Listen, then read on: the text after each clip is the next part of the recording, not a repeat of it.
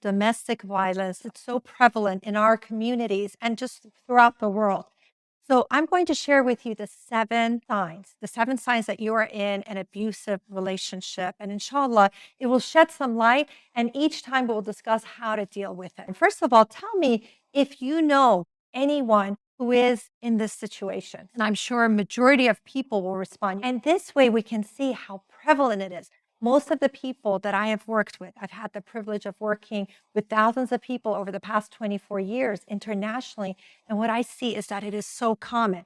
So whether it is seeing your parents be in an abusive relationship, seeing your family members, sometimes your siblings, and sometimes you're in it yourself. And I just want it to be very evident that most people have experienced some level of domestic violence. So the first sign of being in an abusive relationship is that the person is extremely possessive. They're possessive, they are controlling. They want to know where you are, who you're with, what you're doing. They try to limit whether it is your spending, whether it's who you're spending time with.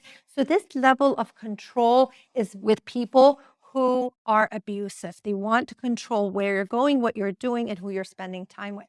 The second characteristic is a person is very jealous. They're jealous, and so they're always accusing you of either flirting or cheating. They could really restrict your interactions.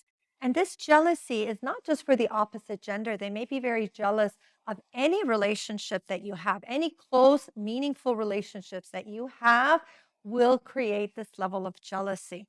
The third characteristic is that they will put you down. So these put downs, it could be publicly or privately, and there is a constant criticism about your abilities, your intelligence, your looks, your capabilities, whatever it is that you're doing. So there's a constant putting down. And this is a way of making you have low self-esteem. Because when you have low self-esteem and there's this constant reminder that no one would be interested in you, only I can put up with you, is a way to lock the victim in the relationship. So they feel that they are worthless, they feel that they have nothing to offer, and that no one else would be interested in them. And sadly, this happens with so many of the clients I've worked with. They feel depleted of energy, they have no sense of self-worth, and that's why they feel like they deserve it, that they should be abused because they're such bad people. And this is a wrong analysis, and we're going to talk about this further, inshallah. The fourth characteristic is constant threats. So there's the threat of I'm leaving you. There's the threat that I'm going to be violent with you. There's the threat that I'm going to tell people about you. So whatever it is that is constantly making you feel fear, right? So this is a tactic that is used to also keep a person in place so that they're not responding back, that they don't run away. So they feel so fearful all the time. The fifth sign is that there's actual physical violence. And this is quite common. And something we need to realize is that domestic violence is not limited to a certain culture. It's not limited to a certain socioeconomical background. It's not limited to certain places. It affects people, it affects the rich and the poor the same. It affects the educated and the uneducated. I have surgeons who have this habit of domestic violence. I have people who are extremely knowledgeable within the deen. So it's not about someone, if they're religious, then they won't do this. If they're educated, they won't do it. Unfortunately, everyone is affected by this domestic violence. So you find that these threats, the physical violence, is when usually people start taking action, right? When they start getting physically hurt and other people start becoming aware of it. Then the sixth characteristic is someone who has a bad temper. When they have a bad temper and they're constantly yelling, they may be cursing, they're breaking things, they may break the items that you love just in spite of you, just to make you angry, just to hurt you. So you find that the bad temper is one of the signs of an abusive relationship. And the seventh is a person who has very unpredictable behavior. People are always walking on eggshells. It could be the spouse, it could be the children. They never know what is going to trigger the person. So it's like walking a minefield. It instills a lot of fear. So you need to really become aware of these signs.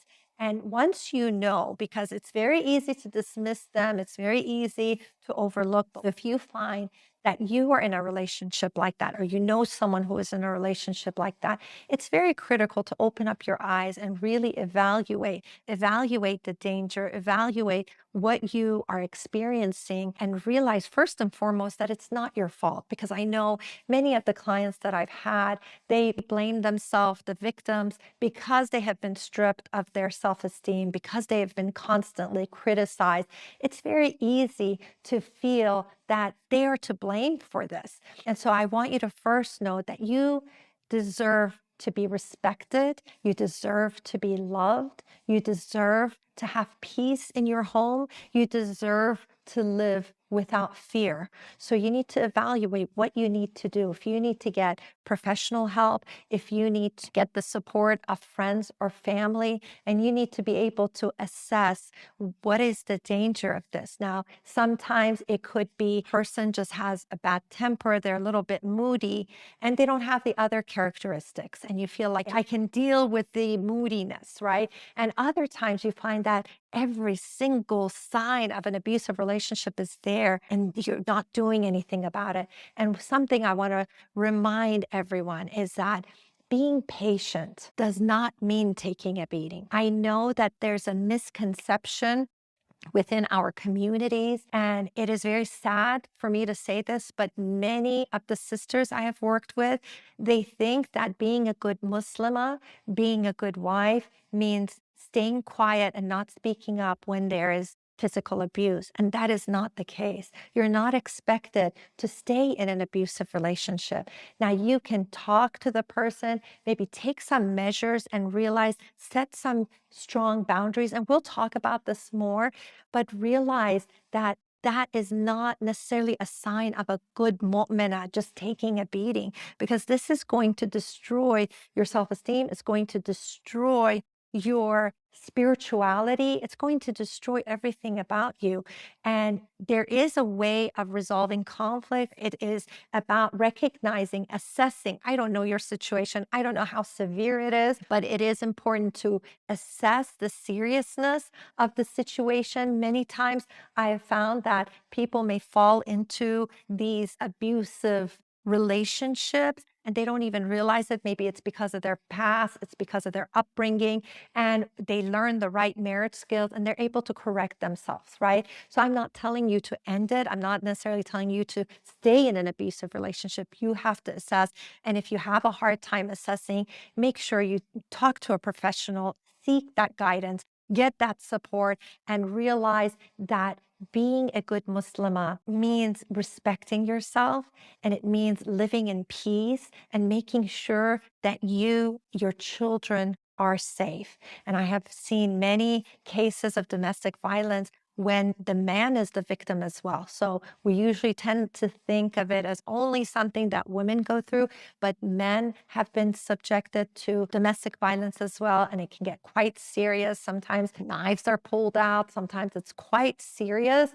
And so you need to really assess the seriousness of it and really recognize that there can be steps to either making the relationship better, stopping the abuse, or recognizing that this is dangerous for yourself, for your kids, and having to end it. And I pray that all of you who are going through this, I can understand how deeply wounded you may feel. It's hard to imagine. It's hard to put ourselves in the shoes of a person who has gone through this, but we have that empathy of those who are going through it, how it breaks you. I have seen friends go through this. I've seen clients go through this, and it is heartbreaking. And I just want to let you know you're not alone if you're going through this, and you don't have to continue suffering like this. So please, either make the situation better, make it a safe place, make your home a place of peace and tranquility, or recognize that it is dangerous. Find a way to get yourself out of this. I would love to help you in getting yourself out of this situation or making your relationship better, inshallah. If you go to halehbanani.com under courses, you can get some free video training, or you can download the free PDF.